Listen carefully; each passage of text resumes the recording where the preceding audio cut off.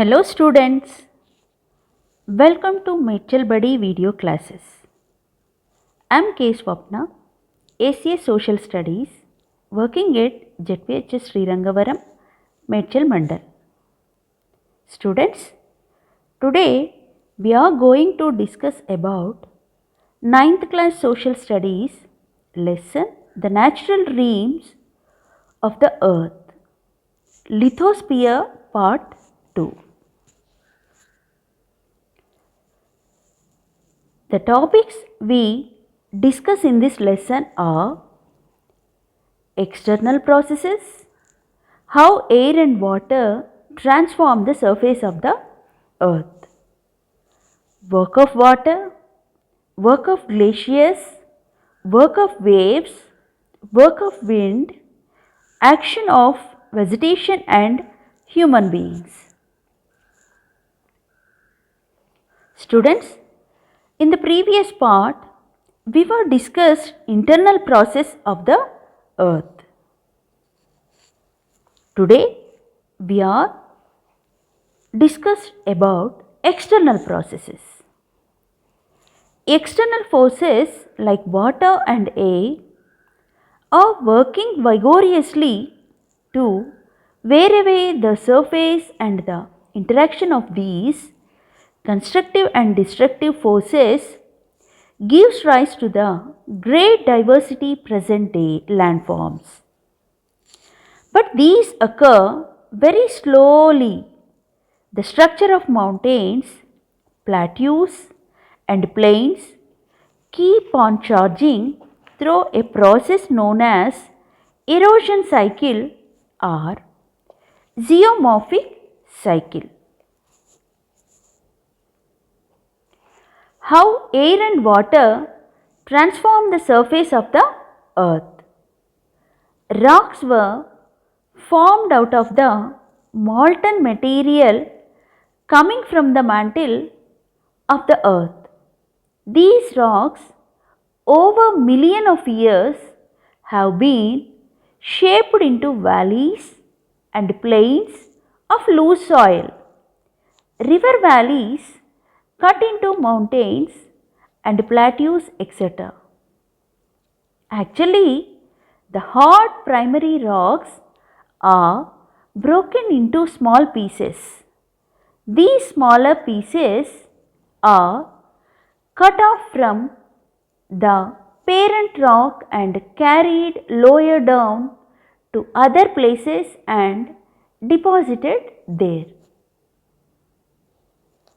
The process is formally defined as weathering, erosion, transportation and deposition. The first one is weathering. Weathering is a process by which the gradual disintegration of rocks by atmospheric forces of weather forces. The rocks, when exposed to heat, and expand and contract when they cool down. This happens every day during day and night and year after year in summer and winter seasons. As surface rock contracts and expands and contracts again, it gradually becomes brittle and begins to break down. Water and moisture in the air also help in this process. The process by which the rocks are weakened and broken are called weathering. Erosion. The active wearing away of the earth's surface by the moving agents such as water and wind is called erosion. Transportation. The eroded material in the form of small rocks, gravel, mud, fine soil carried by winds and water is called transportation. Deposition. When the rivers and winds slow down, they do not have force to carry the material anymore and they dump them. These dumped debris help to form plains and river basins. Work of water. Many landforms are formed due to work of water. They are V-shaped valley, gorge, canyon, a plung pool, plain meanders, oxbow lakes, delta. Water reacts with the chemical of the rocks and further weakens the rocks. Water acts as moving agent of the earth. V-shaped valley. The flow of a river is very swift. As it descends the steep slopes and it exerts a great force in cutting the mountain vertically.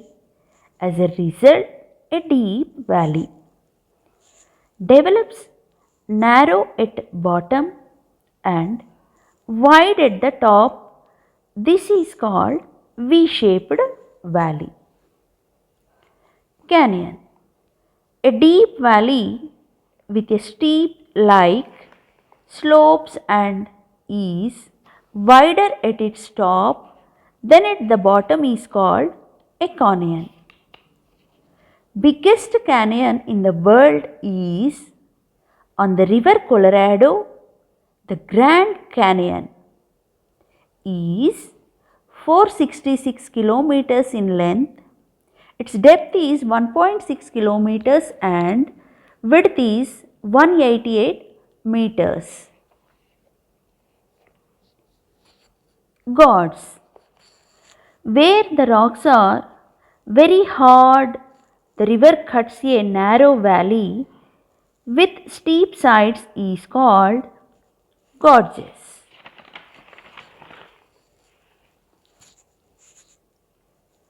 Meanders. As a result of the deposition by floods, the river bed becomes too high. The river constantly changes its course and cuts new path and forms gentle snake-like meanders. For example, Oxbow lakes.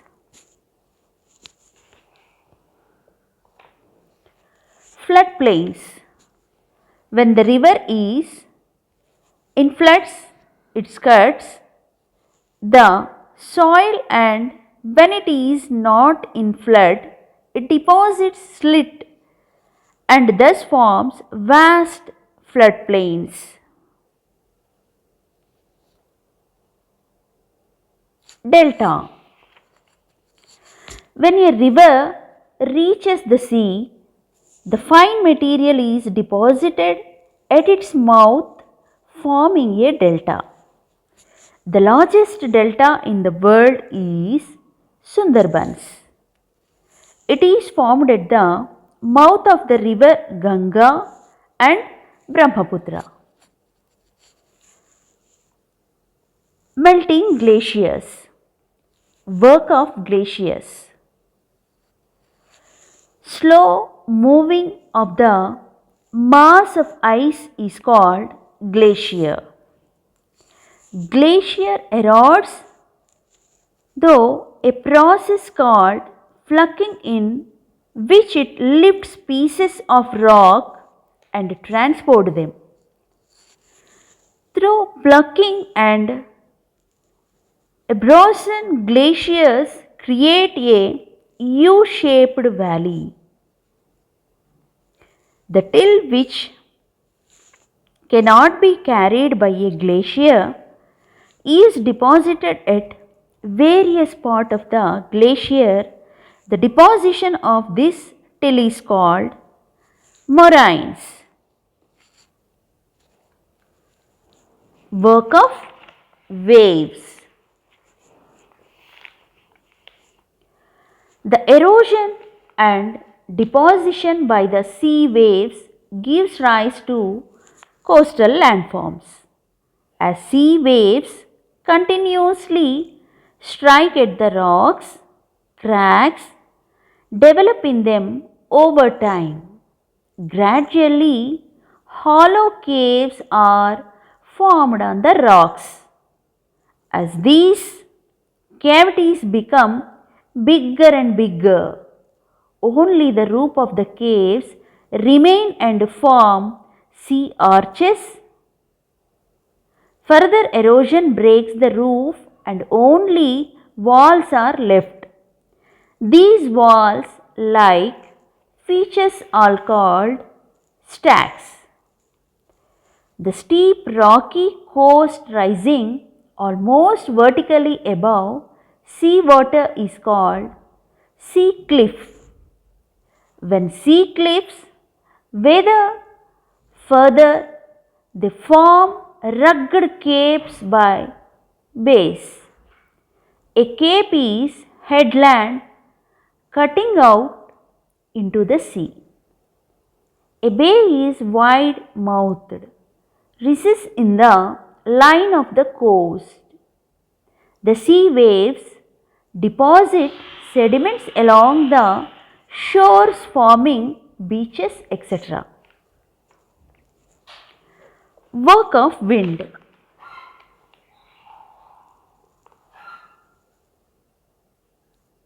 We shall read about the changes in the atmosphere, particularly the movement of the winds. Wind is a dominant agent in the hot deserts. About 1/5 of the world's land is made up of deserts. Some are rocky, others are stony, whereas others are sandy. Strong winds carry sand and fine soil which strike the large rocks. These two act as abrasive sandpaper and erode the hard rocks. The wind action creates a number of interesting erosional and depositional features in the desert. For example, Mushroom Rock and Inselberg. Sand dunes. Due to weathering and persistent wind action, there is a large accumulation of fine sand in many deserts. These from sand dunes, loess plains. Due to weathering and persistent wind action, there is a large accumulation of fine sand in many deserts. These from sand dunes. The fine dust blown beyond the desert limit is deposited on neighboring lands. Usually it is yellow in color and is very fertile. This soil is called loess.